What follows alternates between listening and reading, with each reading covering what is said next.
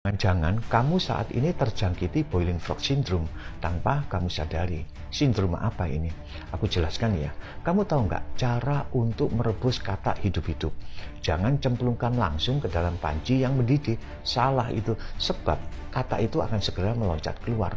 Yang harus kamu lakukan adalah meletakkannya ke dalam panci yang berisi air dengan suhu ruangan, dan ia akan merasa nyaman. Lalu letakkan panci itu di atas kompor dan panasilah dengan api yang tidak terlalu besar.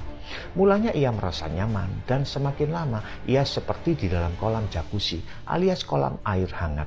Akhirnya air itu mendidih dan katak itu terlambat untuk melepaskan diri. Secara perlahan katak itu akan mati karena tidak merasakan sakit saat direbus. Inilah yang disebut dengan boiling frog syndrome. Istilah ini dikenalkan oleh Olivier Clarke, seorang penulis dan ahli filsafat. Memang benar bahwa manusia cenderung cepat berespons, menjauh atau menghindar ketika ada bahaya ekstrim yang dirasakan.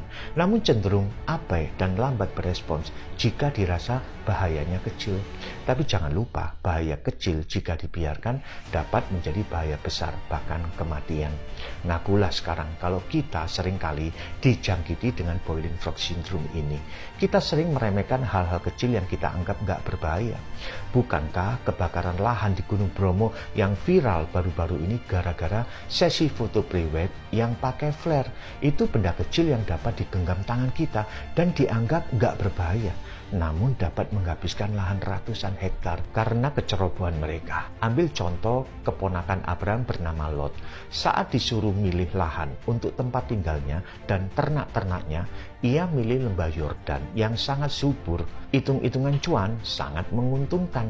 Sebenarnya ia tahu kalau wilayah itu dekat dengan penduduk Sodom yang terkenal kejahatannya. Kejadian 13 ayat 12 bilang begini, Abram menetap di tanah Kanaan, tetapi Lot menetap di kota-kota lembah Yordan dan berkemah di dekat Sodom. Ia cuma berkemah di dekat Sodom, tidak masuk ke area penduduk Sodom. Hanya di dekat aja kok, kan nggak apa-apa. Namun gara-gara kompromi itulah maka saat Tuhan menghukum kota Sodom karena kejahatan mereka, maka ia harus kehilangan seluruh hartanya, dan yang paling menyedihkan adalah istrinya menjadi tiang garam.